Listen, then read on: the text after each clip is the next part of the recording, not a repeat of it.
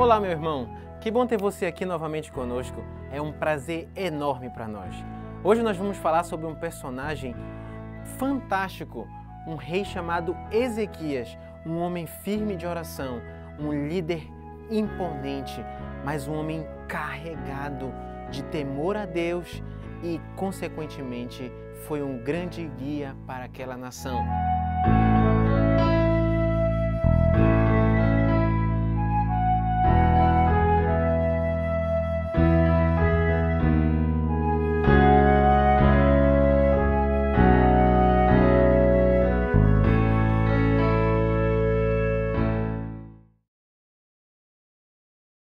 E eu quero levar você então a entender hoje comigo como Ezequias pode ser chamado de o rei da oração.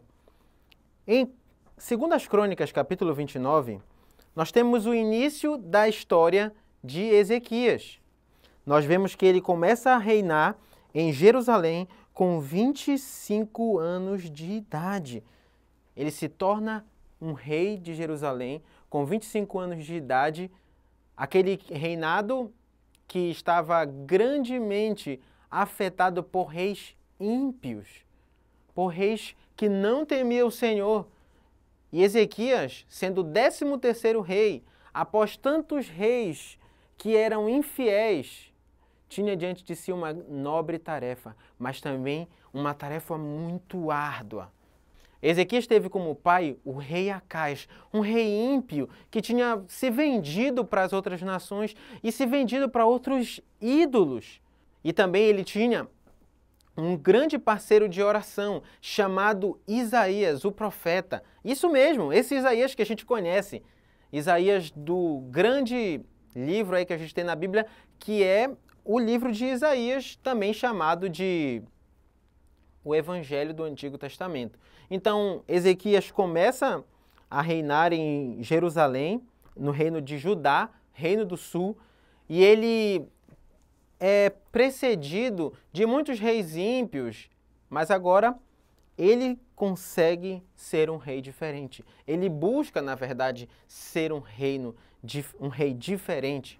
Em 2 Reis 18, a partir do verso 5, a palavra de Deus diz assim: Ezequias confiou no Senhor, Deus de Israel, de maneira que não houve ninguém como ele entre todos os reis de Judá, nem antes nem depois dele, porque se apegou ao Senhor, não deixou de segui-lo e guardou os mandamentos que o Senhor ordenou a Moisés. Assim, o Senhor estava com ele e ele teve êxito em todos os seus empreendimentos.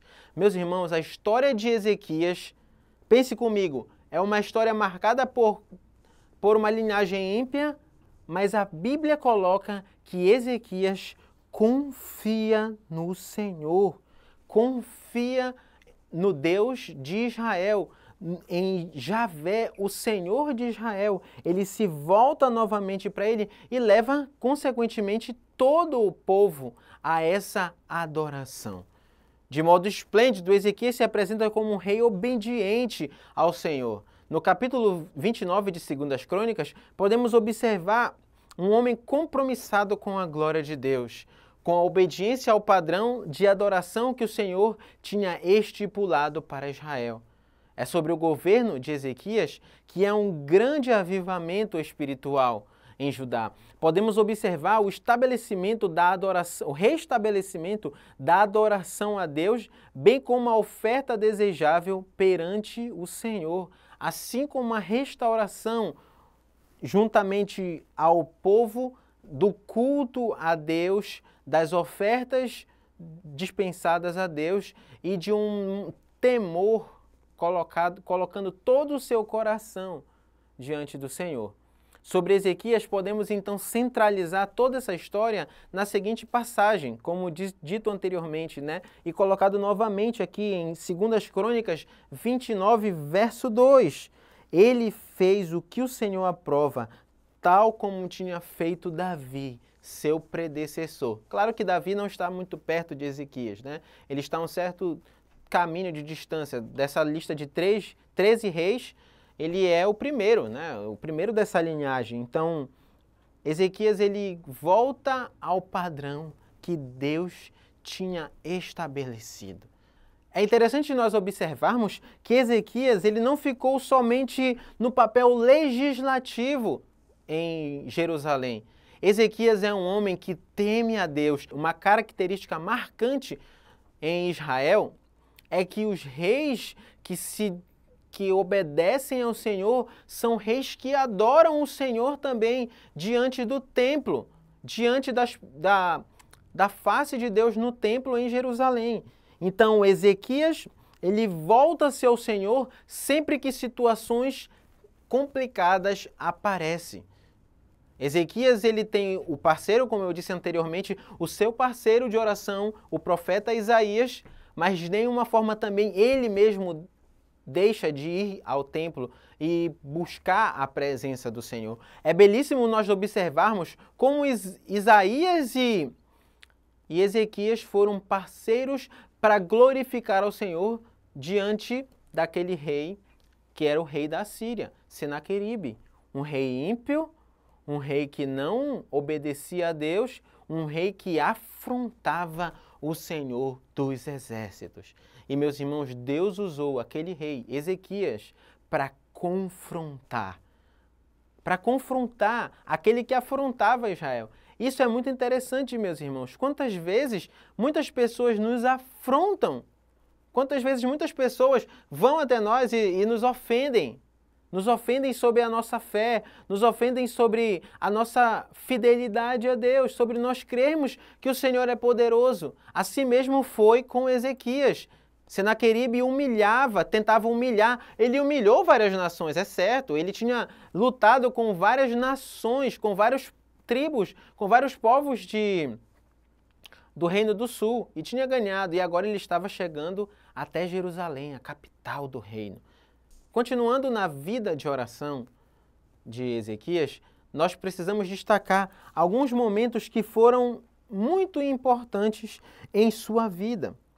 Por exemplo, um momento de oração que ele fez quando o povo voltava-se para comemorar a Páscoa do Senhor.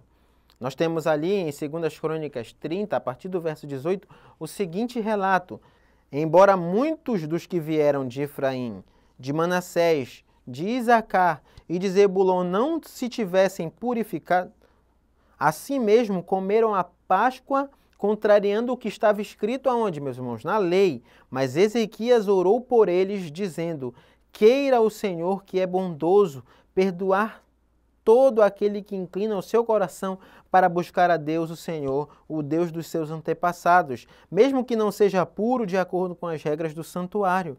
E o Senhor ouviu a oração de Ezequias e não castigou o povo.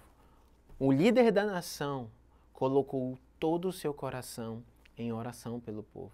Lembra que nós falamos anteriormente aqui sobre o reavivamento que Ezequias tinha proporcionado diante de Israel.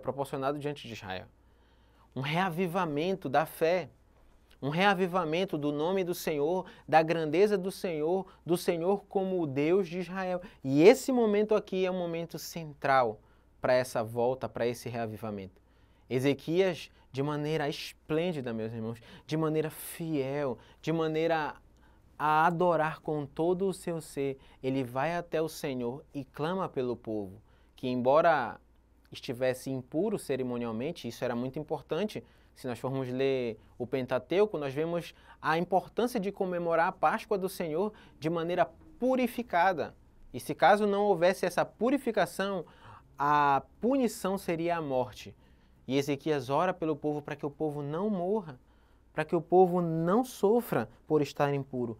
E o Senhor ouve a sua oração. O Senhor ouve a oração de Ezequias. O Senhor ouve a oração daquele homem de Deus. Outro momento muito clássico de oração na vida de Ezequias está em 2 Reis, a partir do capítulo 19, a partir do verso 14. O rei Senaqueribe, como dito, ele era um rei afrontoso. Ele era um rei que afrontava a glória dos deuses das nações. Ele afrontava dizendo que o Deus que cuidava da Assíria era um Deus supremo a tudo e que ele era um rei imbatível. E ele então manda vários mensageiros até Jerusalém, até o rei, e o rei ouve várias afrontas a ele e principalmente ao Senhor dos Exércitos, a Javé, o comandante de Israel, o Senhor de Israel. E esse homem ouve essas ofensas, ele ouve aquilo diante dele e diante do Senhor, rasga as suas vestes, Ezequias rasga as suas vestes e vai até o templo. Nisso que ele vai até o templo, ele se põe em adoração ao Senhor. E a Bíblia diz lá em 2 Reis a seguinte coisa: dá ouvidos, Senhor, essa é a oração de Ezequias, e ouve as palavras que Senaqueribe enviou para insultar o Deus vivo. E Ezequias orou ao Senhor, é o que diz o texto: Senhor, Deus de Israel, que reinas em teu trono entre os querubins, só tu és Deus sobre todos os reinos da terra.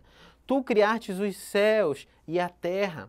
Agora, Senhor, nosso Deus, salva-nos das mãos dele, para que todos os reinos da terra saibam que só tu, Senhor, és Deus. Ezequias recebeu uma carta das mãos dos mensageiros e a leu. Então subiu ao templo do Senhor e estendeu-se perante o Senhor. E a estendeu perante o Senhor. Ele recebe a carta de ofensa e ele coloca diante de Deus. Ele coloca essa carta diante de Deus. Fez a oração a primeira vez pela ofensa. Fez a oração a segunda vez pela ofensa que recebeu. E sabe o que aconteceu, meus irmãos? A Bíblia diz que o Senhor, através de um anjo, derrota todo aquele exército assírio. Inimaginavelmente isso acontece. Um número muito grande era o exército. Estava em número muito grande aquele exército assírio. Era impossível para Jerusalém ganhar. Era impossível para Ezequias conseguir ganhar aquela guerra. Só que é interessante, meus irmãos, como aquela guerra não foi vencida pelo poder da nação, pelo poder daquele rei, mas sim pelo poder do Senhor. E a oração de Ezequias. A oração de Ezequias estava naquele meio para fazer glorificado o Senhor, primeiramente, e o nome daquele homem que liderava a nação. O coração de Ezequias estava no lugar certo. O coração de Ezequias estava inclinado para a coisa certa, para glorificar o nome do Senhor. Ele orou para glorificar o nome de Deus.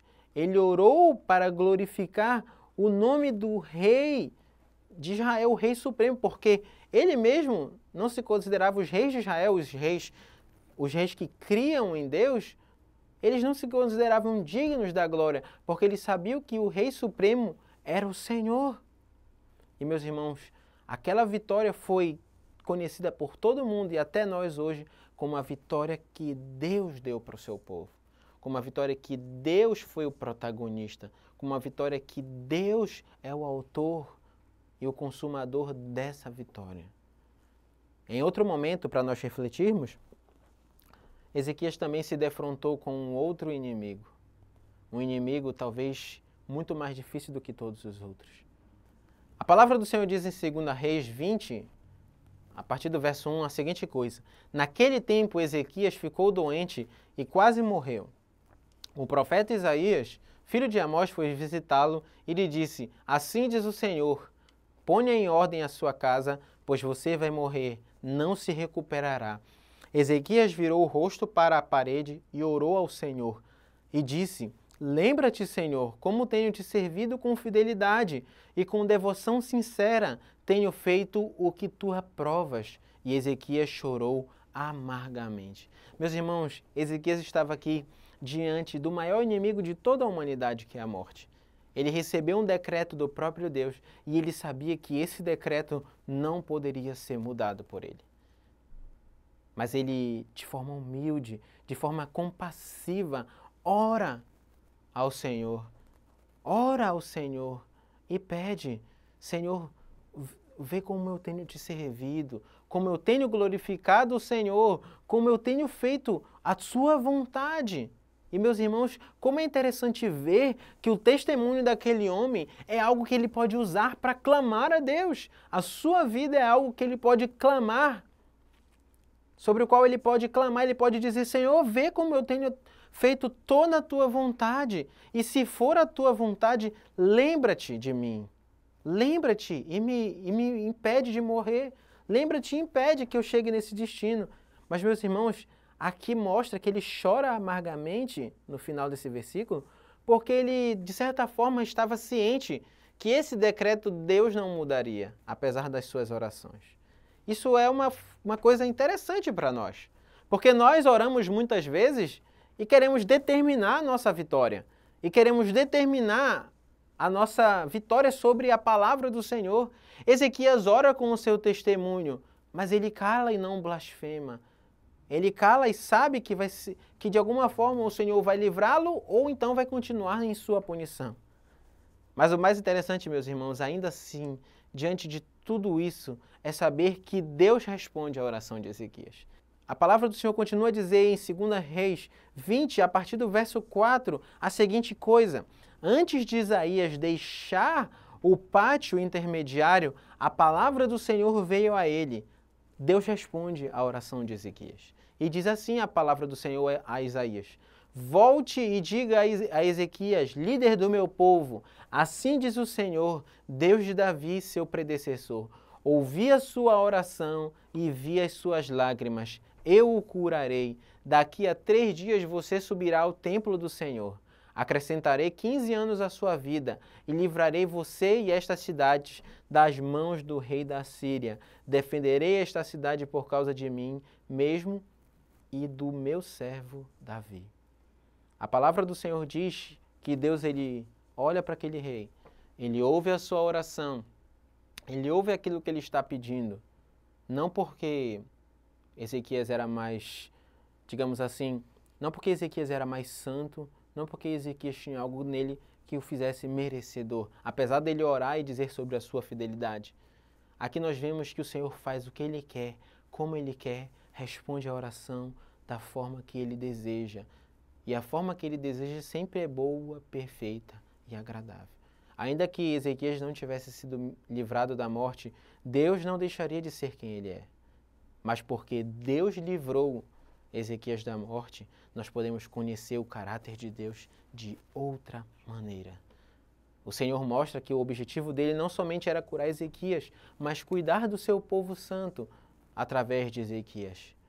Quando Deus deu esse bom líder para ajudar, Ele está mostrando para todo o povo que Ele continua sendo o Deus deles, continua cuidando deles, continua guiando eles. E meus irmãos, talvez essa seja uma das coisas fantásticas. Apesar de toda essa cura sobrenatural, houve ali também naquela circunstância um remédio que vai ser aplicado a ele, mas isso não cabe agora a gente lembrar. A gente vê o poder de Deus agindo, porque é o próprio Deus que fala que Ele vai curar. Que Ele vai curar, Ele vai fazer. Nós precisamos aprender certas lições diante de tudo isso que nós ouvimos hoje sobre Ezequias. Primeiro, Ezequias ele demonstra para nós que quando nós oramos pela primazia das coisas de Deus, Deus cuida de nós. Deus faz a sua vontade soberana. Quando nós oramos pela vontade do Senhor e para que o seu nome seja glorificado em tudo aquilo que nós fazemos, é esse momento onde nós temos a resposta da nossa oração. Porque se nós oramos pela vontade de Deus, pela glória de Deus, é inegável que o Senhor vai fazer a sua vontade. E é mais ainda um privilégio para nós orarmos por essa vontade e saber que Ele está no controle de todas as situações e, de certa forma, usará as nossas orações como canal para nos ensinar a sua vontade, para nos ensinar a sua vontade. Lembre disso. Outra lição que podemos lembrar ao observarmos a vida desse homem é que oração significa totalidade de coração em um único caminho. Quando Ezequias orava, ele sabia que Deus era poderoso para fazer com que aquelas situações impossíveis se tornassem possíveis, com que aquelas situações difíceis fossem transformadas em situações esplêndidas. Ezequias confiava no poder de Deus e por isso orava ao Senhor, crendo que toda a vontade de Deus seria feita para a glória do seu nome e também para que desse um fim esplêndido e um fim pacífico à nação de Israel. Um fim onde eles vissem que a potente mão de Deus estava sobre eles. E por fim, oração significa constância como uma batalha. Vamos a Deus diversas vezes pedindo fervorosamente e ao reconhecermos seu caráter, saberemos da sua resposta amável, bondosa e perfeita. Oração é uma batalha, nós travamos muito tempo em oração. E meus irmãos, esse é um dos segredos da oração. Porque nós precisamos aprender a orar de forma a falar a vontade de Deus revelada na palavra. E aqui eu deixo um conselho para você. Nós precisamos observar que a palavra do Senhor trata sobre todo o conselho de Deus, sobre todo o conselho do Senhor. E quando nós olhamos para a palavra, quando nós nos deleitamos diariamente em ler a palavra do Senhor, as nossas orações elas não são mais cheias de si mesmos, não são mais cheias de nós, mas elas são cheias do conhecimento que temos da palavra, do conhecimento que temos do Senhor. E é por isso que nós travamos elas mais incessantemente, porque nós conhecemos o caráter de Deus, conhecemos quem o Senhor é, conhecemos o que Ele fez, conhecemos a sua vontade perfeita e soberana. Muito obrigado, que Deus abençoe você.